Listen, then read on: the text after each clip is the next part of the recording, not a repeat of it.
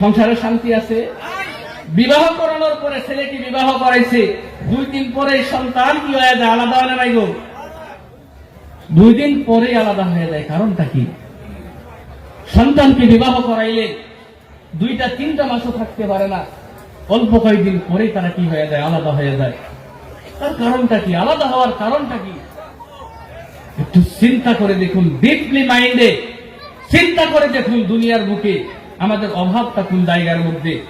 একটা কথা মনে রাখবেন, দুনিয়াটা যদি আপনি জান্নাতের একটা টুকরা দেখতে চান, দুনিয়াতে যদি জান্নাতের একটু সুখ দেখতে চান, যদি কোনো বাড়িতে কোনো স্ত্রী ভালো হয়, কোনো বেটার বউ ভালো হয়, কোনো মেয়ে যদি ভালো হয়, তাহলে ওই বাড়িটা একটা জান্নাতের বাগান হয়ে যায়। বলে কোন সুবহানাল্লাহ। বাড়িটা জান্নাতের বাগান হয়ে যায়। যে বাড়িতে মেয়ে লোকটা ভালো থাকে, কিন্তু যে বাড়িতে মেয়ে লোকটা ভালো নয়, সেই বাড়িতে আল্লাহর জান্নাত ওই বাড়িতে দেখা দেবে না, জাহান্নামের কিছু আযাব ওই বাড়িতে দেখা দেবে। জোরে কর নাউযুবিল্লাহ।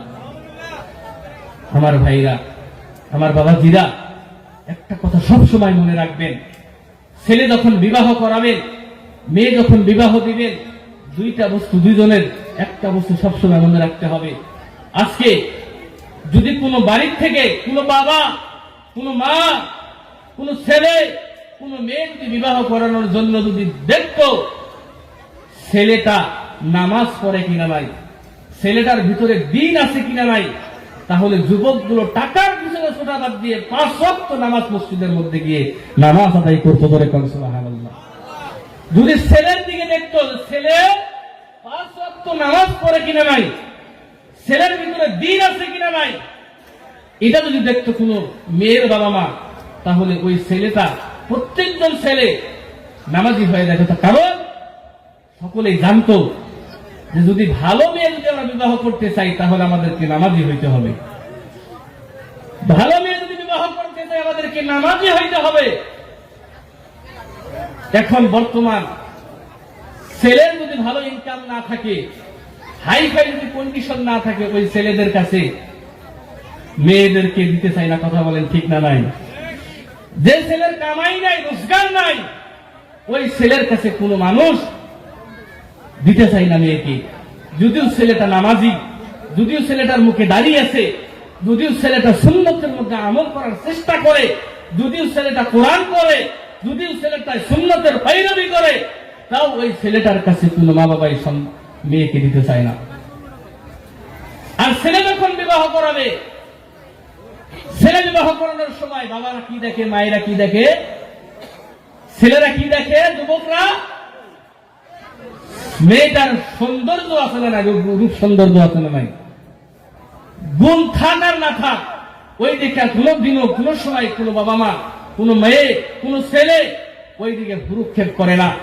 ওই মানুষটা, ওই বাবা মা যে মেয়েটাকে নিয়ে আসলো, দিনদারি দেখলো না, বংশ বুনিয়াদ দেখলো না, শুধুমাত্র সৌন্দর্য দেখে রূপের পাগলে ছেলের বউ করে নিয়ে আসলো, ওই সংসারটার মধ্যে একটা সময় 2-3 মাস পরে ওই সংসারের মধ্যে আগুন লাগবে। কথা বলেন ঠিক না ঠিক? বন্ধু, যদি আপনি মেয়েটার রূপ না দেখে,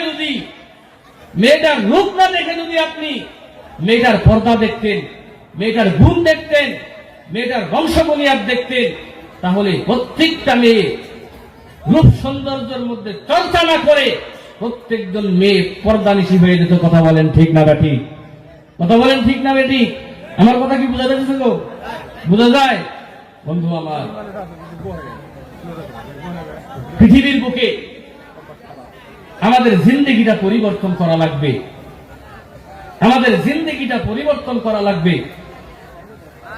আমাদের জিন্দেগি যদি আমরা পরিবর্তন না করতে পারি, তাহলে আমাদের জিন্দেগির ভিতরে সুখ শান্তি এই বস্তুটা জিন্দেগির ভিতরে আসবে না। বন্ধু, আপনি কোথায় চলতেছেন? আপনাকে তো কবরে যাওয়া লাগবে। আপনাকে তো কবরে যাওয়া লাগবে। আমি তো কবরের মধ্যে একদিন যাব। আমি যে কবরের মধ্যে যাব, আমি কবরের জন্য দুনিয়াতে কি করে গেলাম? দুনিয়াতে কবরের জন্য আমি কি করলাম? এই যে আমল আমি দুনিয়াতে করলাম, আল্লাহ কবরের মধ্যে যাওয়ার পরে আল্লাহর কাছে বলবো, আল্লাহ এই আমল নিয়ে আমি তোমার দরবারে আসছি। আমার ভাইরা, আমার বন্ধুগণ, হযরত ওমর রাদিয়াল্লাহু তাআলা আনহু